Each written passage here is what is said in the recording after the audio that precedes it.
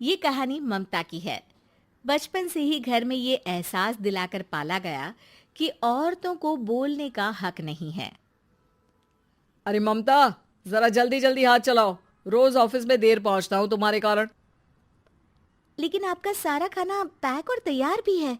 अरे जबान जितनी चलाती हो उतना अगर हाथ चलाती ना तो शायद घर को अच्छे से मैनेज कर पाती। क्या मतलब है? क्या नहीं मिला आपको? मोजे मोजे कौन देगा? ममता भागकर पति को मोजे देती है। वो हर किसी का ख्याल रखती, लेकिन उसके घर में रोज का रोना लगा रहता। अरे माँ, आज स्कूल में टीचर ने मुझे फीस के लिए डांटा। माँ, मुझे अच्छा नहीं लगता कि स्कूल में फीस के पैसों के लिए मुझे कोई भी बात सुनाए। अरे पर बेटा, ये तो पापा करते हैं ना, सारा ऑनलाइन। मुझे तो इसकी जानकारी भी नहीं है। हाँ हाँ, बना लो बच्चों के सामने मुझे बुरा। अरे करता तो मैं ही हूँ, माना, लेकिन मुझे कोई सपना थोड़ी ना आएगा कि बच्चों की फीस जमा करनी है। अरे बताओगी तो तुम ही ना। ममता की अब ये आदत में शुमार हो चुका था।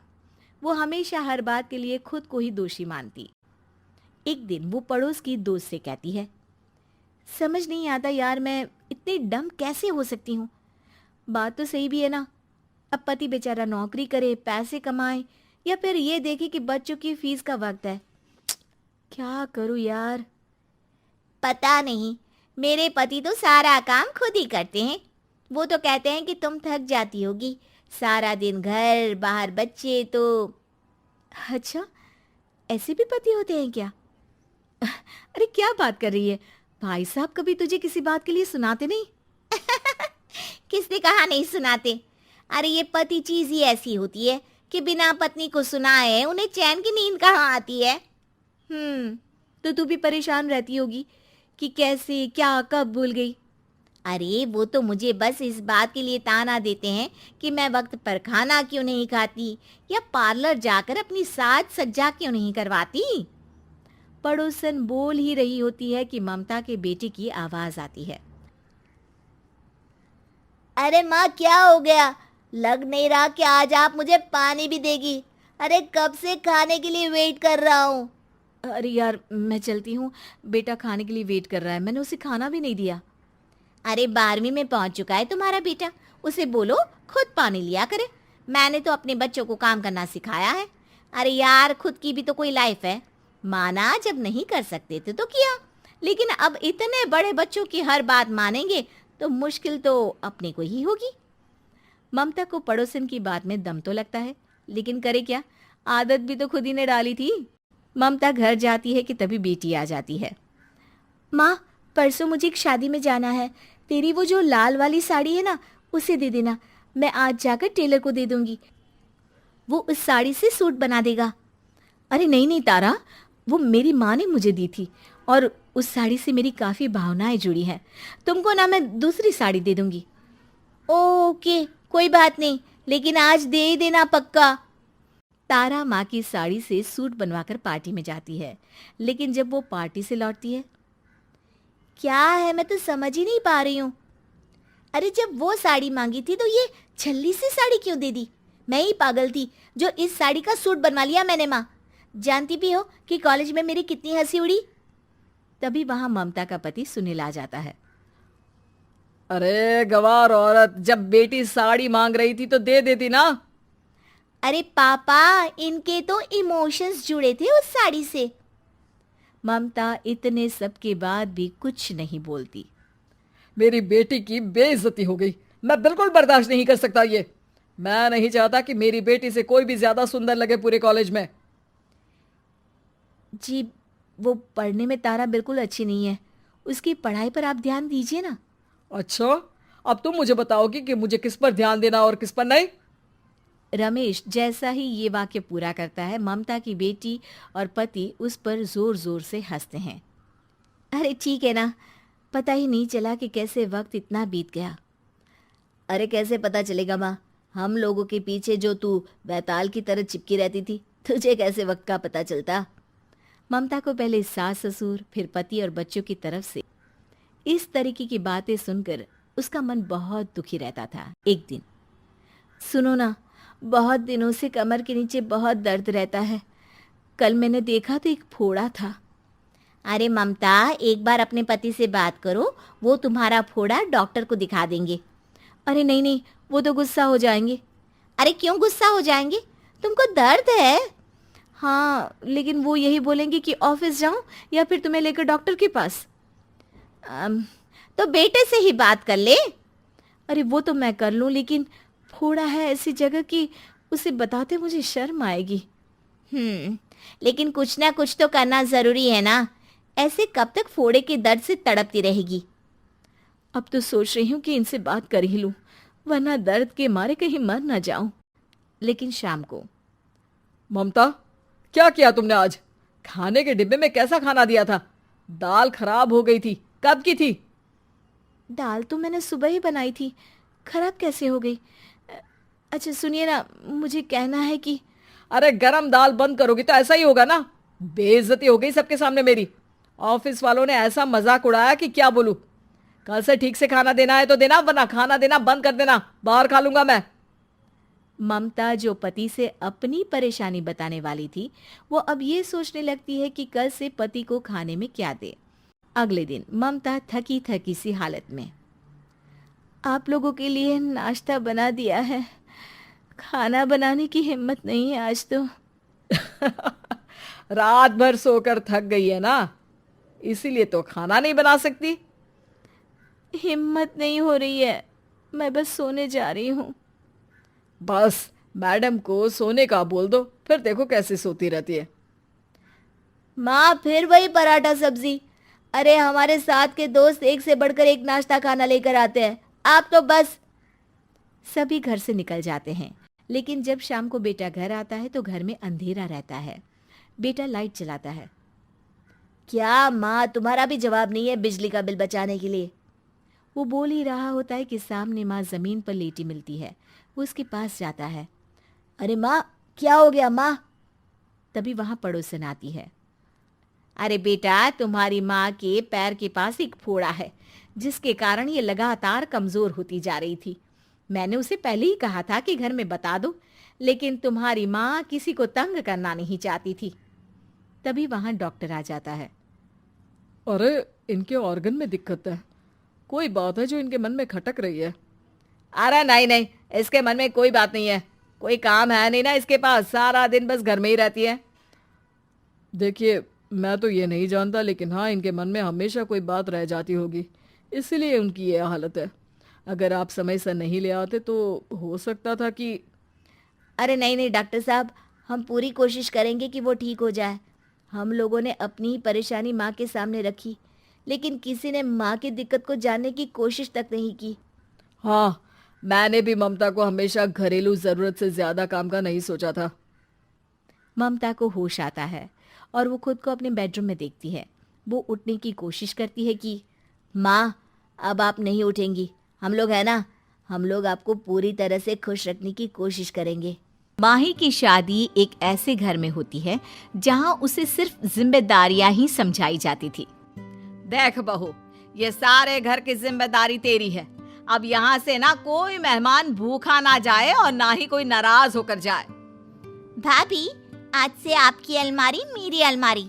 ये आपकी जिम्मेदारी होगी कि अपने कपड़ों को मेरे लिए पहले ही निकाल दे, ताकि मैं पहनकर कॉलेज जा सकूं। बहू, मैं ये केयर टेकर हटा रहा हूँ आज से। कल से मेरी दवाई, मेरा खाना पीना, घूमना और सारे काम की जिम्मेदारी तुम्हारी। माही एक एक कर सब की सुन रही होती है। मन में गुस्सा तो भरा होता है कि मानो बहू नहीं कोई जिन आ गया हो। वो मन ही मन सोचती है, बड़ा मेरी जिम्मेदारी। रात को इनसे बात करती हूँ कि भाई क्या समझा है, मैं भी इंसान हूँ। तभी माही का पति भी आ जाता है। हाँ हाँ, मेरी बीवी सबका ख्याल रखेगी, परफेक्ट लड़की है वो। कैसे माही, मेरे कपड़े ना अब टिच होने चाहिए, और हाँ, ऑफिस का लंच ऐसा हो कि लोगों को जलन हो जाए। भाभी, भैया के टिफिन में ना ढेर सारी मिर्ची डाल देना, तो सबको जलन ही हो जाएगी ना। हाय रे माही, ये क्या हो गया? जिस पति से उम्मीद थी उसने तो जिम्मेदारी का और बोझ डाल दिया। खैर, करती क्या, लग जाती है बहू जिम्मेदारी निभाने में। एक रोज छत पर पड़ोसन कहती है, अरे तुम माही हो ना, नई बहू इस घर की? जी, मैं माही ही हूँ। आप पड़ोस में रहती है ना, ये घर आपका ही है। हाँ हाँ, देखो माही, तुम बहू हो तो ये तुम्हारी जिम्मेदारी है कि अगर पानी बरसे या आंधी तूफान आए तो मुझे भी बता देना कि छत से कपड़े उतारने हैं। वो क्या है ना, घर के अंदर बाहर के मौसम का पता ही नहीं चलता। हाँ, लेकिन वही हाल तो हमारे घर का भी है। और अरे कैसी बात कर रही हो, बहू हो, बहू की तरह रहा करो। खैर, पड़ोसन चली जाती है, लेकिन माही सोच में पड़ जाती है कि अब ये बहू जैसा रहना ये कैसा होता है भाई। फिर एक और जिम्मेदारी। अरे बहू, वो क्या है ना, आम का सीजन आ रहा है तो साल भर का अचार बना कर रख दे। जी माँ जी, पर मुझे तो अचार बनाना ही नहीं आता। अरे ये कैसी बात कर रही है? बहू की जिम्मेदारी होती है कि घर की रसोई में अचार बनाकर रखा रहे। साल भर में कोई भी आए तो अचार खाकर ही जाए। हाँ माँ जी, तो एक काम करते हैं ना, इस बार आप डाल दीजिए, मैं आपसे सीख लूंगी कि कैसे डालते हैं। आखिर कुछ जिम्मेदारी सास से भी तो सीखनी चाहिए ना। फिर घर वालों को तो आपके हाथ के अचार की आदत होगी, आप सिखा देंगी तो वही टेस्ट आ जाएगा ना मेरे भी हाथ में। तभी अचानक कहीं से वहां आ टपकती है बुआ सास। तेरी सास को कुछ नहीं आता, मैं ही बनाती थी अचार वचार यहाँ आकर हर साल। बड़ी आई बहू को जिम्मेदारी समझाने वाली। अरे खुद कितनी जिम्मेदार थी भाभी, मुंह ना खुलवाइए। सास बहू की तरफ देखती है और कहती है, अब देख बहू, वो बड़ी हैं, बुआ है, वो कुछ भी बोल सकती है, लेकिन तेरी क्या जिम्मेदारी है कि अगर कोई कुछ तेरी सास को बोल रहा है तो वहां से चली जा। जी माँ जी, मैं चाय बनाकर लाती हूँ। बहू के जाने के बाद, अरे क्या जरूरत थी दीदी ठीक इसी टाइम एंट्री मारने की? खुद की बहू को तो हाथ से निकाल दिया है, अब हमारी वाली को बिगाड़ने आई हो? मेरी वाली हाथ से निकल गई, ये किसने कहा भाभी? वो तो आदर्श बहू है, बेटे से कम नहीं है वो मेरे लिए। घर भी देखती है, जॉब भी करती है, हम लोगों को खर्चा भी देती है, और हाँ, बच्चों को हमारे खिलाफ भड़काती नहीं है, जैसे कि आपने किया। तभी वहाँ माही की ननद आ जाती है। क्या बुआ, आप फिर माँ को बोलियां सुना रही हैं? अरे कभी तो माँ को बख्श दीजिए, कितना त्याग किया है उन्होंने पापा के साथ।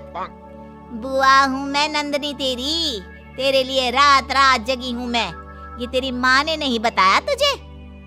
अरे कितनी बेइज्जती के बाद भी इस घर को छोड़ा नहीं था मैंने। ये बोलकर बुआ रोने लगती है और वहां से चली जाती है। बहू चाय लेकर आती है। अरे बुआ जी कहाँ गई? गई रोते रोते। अरे ऐसे कैसे, मैं मना कर लाती हूँ। हाँ हाँ जा ना, वैसे भी तेरे कारण तो कलेश हुआ है। वो क्या है ना, तू अचार बनाने को बोलती, ना वो मुझे ताने देती, ना मेरी बेटी उनसे लड़ती। जा, अब ये तेरी जिम्मेदारी है कि घर की बेटी को प्यार से मना कर लिया। माही भागकर बुआ को मनाने जाती है। थोड़ी दूर ही उसे बुआ दिख जाती है। बुआ जी क्या हो गया? मैं तो चाय लेकर आई थी, आप रूठ गई। माफ कर दीजिए ना, मैं किसी तरह अचार बनाना सीख लूंगी। मुझे माफ कर दीजिए, लेकिन घर चलिए। अरे नहीं नहीं माही बहू, तेरी कोई गलती नहीं है। ये भाभी ही मेरे भतीजे भतीजी को न जाने मेरे बारे में क्या क्या सिखाती रहती हैं। माँ जी, पर आप रूठ कर चली गई और मेरे साथ वापस घर नहीं आई, तो गलती तो मेरी ही होगी ना बुआ जी। जिम्मेदारी मेरी है ये। अरे क्या माही बहू, ये जिम्मेदारी लगा रखा है। अरे घर है तो सारी जिम्मेदारी तेरी कैसे होगी? उन लोगों की कोई जिम्मेदारी नहीं है क्या? मैं बहू हूँ ना बुआ जी, और जिम्मेदारी तो बहुओं की ही होती है। ये किसने कहा? चल मेरे घर चल, तुझे दिखाती हूँ जिम्मेदारी क्या होती है। बुआ सास माही को घर ले जाती है, जहाँ उनकी बहू किचन में होती है। आ माही, तू किचन में ही आ जा, तू तो घर की ही बच्ची है। अरे माही भाभी, ये क्या हो गया? आपको देखकर तो लग ही नहीं रहा कि आप नई नवेली बहू हो। ये चेहरे से रौनक क्यों चली गई? वो क्या है ना, जिम्मेदारियों का बोझ है जो मेरे सर पर। सुबह से जो उठती हूँ तो सीधे रात को फुर्सत मिलती है। ओह कोई बात नहीं, चलिए खाना खाते हैं। माँ जी, मैंने सब्जी बनाकर बर्तन धो दिए हैं, आटा लगा दिया है। हाँ बहू, मैं हम तीनों के लिए रोटी बना लेती हूँ। माही ये देखकर दंग रह जाती है। पर रोटी बनाना तो बहू की जिम्मेदारी होती है ना। यही तो दिखाना था तुझे। तेरे घर पर तो सास भी जवान है और ननद भी, फिर तेरी ही क्यों चक्की पीसती रहती है। जरा उन लोगों को भी देख कि तेरे वक्त क्या वो जिम्मेदारी निभाते हैं। मेरे पास एक आइडिया है। माही घर आती है और अगली सुबह, देखिए मेरी तबीयत ठीक नहीं है, मैं आज कोई काम नहीं कर पाऊंगी। अरे यार नहीं नहीं, बस मेरा नाश्ता बना दो, मैं कम से कम खाना बाहर खा लूंगा। भाभी मैं क्या पहनूं, जरा कपड़े तो निकाल दो। मेरे दवाई दे देना बहू। अरे खाना तो मुझसे बनने से रहा, अब बहू बस ना दाल चावल उबाल दे, देखती हूँ तड़का लग जाए तो मुझसे। तभी पड़ोसन आती है। माही बहू, सुबह सुबह बारिश हो गई, सारे कपड़े भीग गए। आकर बता नहीं सकती थी तो मिस कॉल ही कर देती फोन पर। माही सबके सामने खड़ी हो जाती है। मैं बस ये देखना चाहती थी कि मेरी जिम्मेदारी है, मैं निभा भी रही हूँ, लेकिन आज जब मुझे जरूरत पड़ी तो कोई नहीं था। तो क्या सारी जिम्मेदारी बहू की ही होती है? वहाँ खड़े सभी लोगों को एहसास होता है कि बहू के प्रति जिम्मेदारी क्या होती है।